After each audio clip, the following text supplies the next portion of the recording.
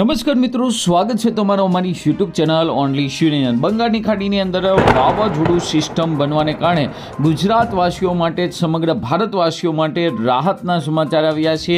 કારણ કે આપ શું જાણો છો કે ગુજરાતની અંદર શરૂઆતની અંદર અરબી સમુદ્રમાં જો કોઈ મોટી સિસ્ટમ અથવા વાવાઝોડું બનતું હોય તો ચોમાસાની શરૂઆત છે ત્યાંથી થતી હોય છે, પરંતુ ત્યારબાદ મોટા ભાગનો વરસાદ મિત્રો જુલાઈ મહિનો શરૂઆત થાય એટલે બંગાળની ખાડીની અંદર બનેલી સિસ્ટમને કારણે જ આવતું હોય છે. અને તમે જોઈ શકો છો તારીખ સાથેનો મેપ 4 તારીખની આસપાસ બંગાળની ખાડીની અંદર એક લો પ્રેશર સિસ્ટમ બની રહી છે અને આ લો પ્રેશર સિસ્ટમ છે એ આગામી સમયની અંદર આગળ વધી અને અહીંયા તમે જોઈ શકો 7 થી 8 તારીખ સુધીની અંદર આગળ વધી મધ્ય ભારત ઉપર થઈ અને મિત્રો તમે જોઈ શકો છો છેક મિત્રો ગુજરાત સુધી પહોંચવાની છે, જેને લઈને ગુજરાતની અંદર ભારેથી અતિ ભારે વરસાદ છે એ આગામી સમયની અંદર જોવા મળવાનો છે. એટલું જ નહીં મિત્રો, ખાસ કરીને દક્ષિણ ચીનની અંદર પણ વાવાઝોડા બની રહ્યા છે, જે મિત્રો ચોમાસાને મિત્રો અરબી સમુદ્ર એટલે કે ખાસ કરીને હિન્દ મહાસાગર તરફ ખેંચવાનું કામ કરીએ.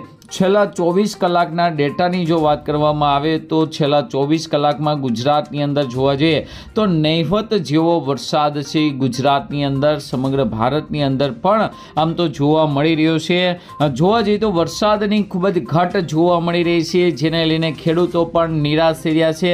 કારણ કે ગઈકાલની જો તારીખની વાત કરીએ તો 26 તારીખ પૂરી થઈ ગઈ છતાં પણ ગુજરાતની અંદર જોવા જઈએ તો હજુ પણ જોઈએ એવો વરસાદ છે એ જામ્યો નથી અને હજુ પણ મિત્રો આગામી આ મહિનાના એન્ડ સુધીની અંદર કોઈ સારા વરસાદના સંકેત દેખાતા નથી. અહીંયા તમે જોઈ શકો છો ચોમાસાની અંદર જે અરબી સમુદ્ર અને બંગાળની ખાડીમાંથી જે જોરદાર મિત્રો ભેજ આવવો જોઈએ આ ભેજનું પ્રમાણ ખૂબ જ ઘટી રહ્યું છે. તેનું મુખ્ય કારણ મિત્રો આપણે અલ નીનો પણ કહી શકાય, કારણ કે અલ નીનો એક્ટિવ થવાને કારણે જે ભેજવાળા પવનો છે ભારત તરફ એશિયા તરફ આવવાના જગ્યાએ દક્ષિણ અમેરિકા તરફ મિત્રો જતા રહેતા હોય છે. તો ખાસ કરીને એક આશાનું કિરણ કહી શકાય તેવી બંગાળની ખાડી છે. તો બંગાળની ખાડીને કારણે ગુજરાતની અંદર આગામી સમયમાં કેવો વરસાદ પડશે, બીજું કે ગુજરાતની અંદર ખાસ કરીને ચોમાસાનું વિધિવત રીતે એન્ટ્રી ક્યારે થશે, આ સિવાય અંબાલાલ પટેલ દ્વારા પણ મિત્રો આગાહીઓ કરવામાં આવતી હોય છે, પરેશ ગોસ્વામી દ્વારા હવામાન વિભાગ દ્વારા પણ આગાહીઓ કરવામાં આવતી હોય છે. તો તેને આધારે ગુજરાતમાં પ્રી મોન્સૂન એક્ટિવિટી અને વરસાદની કેવી શક્યતા છે તેને લઈને જ મિત્રો આજના વિડીયોમાં વાત કરીશું. તો આ વિડીયોને અંત સુધી જોજો, તેમજ અમારી યુટ્યુબ ચેનલ ઓનલી શ્યુ પર આપ નવા હોવ તો ચેનલને સબસ્ક્રાઈબ કરી દેજો, તેમજ મિત્રો આ વિડીયોને લાઈક કરી દેજો. તમે જોઈ શકો છો ખાસ કરીને 26 તારીખ સુધીની અંદર ચોમાસું છે ત્યાં ને ત્યાં છે, એટલે કે 23 થી 26 તારીખ સુધીની અંદર ગુજરાતની એન્ટ્રી થયા પછી પણ ત્યાંથી મિત્રો આગળ વધવાનું નામ લેતું નથી અને ત્યાં ને ત્યાં જ ચોમાસું હજી અટકેલું છે અને હજુ પણ મિત્રો ત્યાં ને ત્યાં અટકેલું રહેશે. આ બાજુ તમે જોઈ શકો છો એક મોટી સિસ્ટમ છે હિન્દ મહાસાગરની અંદર બની રહી છે અને આ સિસ્ટમ આગળ વધી ભારત તરફ મિત્રો આવી રહી છે, પરંતુ કેટલી શક્યતા રહેશે તે મિત્રો હવામાન વિભાગ જ કહેશે. અહીં તમે જોઈ શકો છો 27 તારીખે છેલ્લા આપણે જોવા જઈએ તો છેલ્લા 3 થી 4 દિવસથી આવી રીતની આગાહી આપે છે ભાવનગર, અમરેલી, ગીર સોમનાથ, પરંતુ જોવા જઈએ તો છૂટાછવાયા વિસ્તારમાં ખૂબ જ હળવો વરસાદ પડી રહ્યો છે. તો એવી જ આગાહી મિત્રો 27 તારીખની છે, 28 તારીખની છે, 29 તારીખની છે, 30 તારીખની છે. 1 તારીખે થોડીક મિત્રો આગાહી છે એની અંદર થોડોક વધારો થાય છે. અહીંયા તમે જોઈ શકો છો મધ્ય ગુજરાતનો ભાગ પણ કવર થાય છે અને 2જી તારીખ જોઈ શકો છો. તો ત્યાં સુધી મિત્રો તમને એના આધારે ખ્યાલ આવી ગયો છે કે 2જી તારીખ સુધી ગુજરાતની અંદર હજુ પણ સારા વરસાદના કોઈ આગાહી દેખાતી નથી, એટલે કે આવીને આવી આગાહી રહેશે.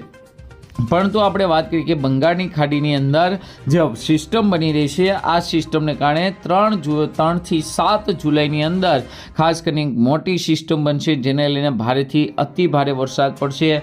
ગઈકાલે વલસાડ અને નર્મદાની અંદર મિત્રો ખાસ કરીને ઠીક વરસાદ પડ્યો. આ સિવાય તમે ભારતનો મેપ પણ જોઈ શકો છો, જેની અંદર પણ તમે જોઈ શકો છો કે એવો હેવી વરસાદ નથી, નોર્મલી વરસાદ છે એ સમગ્ર ભારતની અંદર જોવા મળી રહી છે.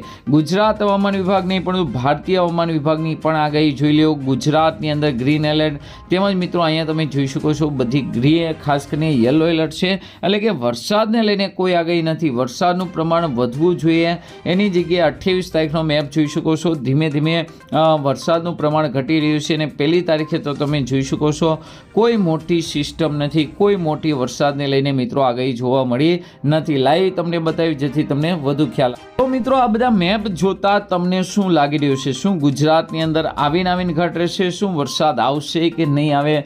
તો મિત્રો વિગતવાર માહિતી આપણે મિત્રો હવામાન વિભાગના પણ મેપ જોયા, તમને ખ્યાલ આવી ગયો છે કે હાલ મિત્રો વેસ્ટર્ન ડિસ્ટર્બન્સની હજી પણ થોડી ઘણી અસર છે.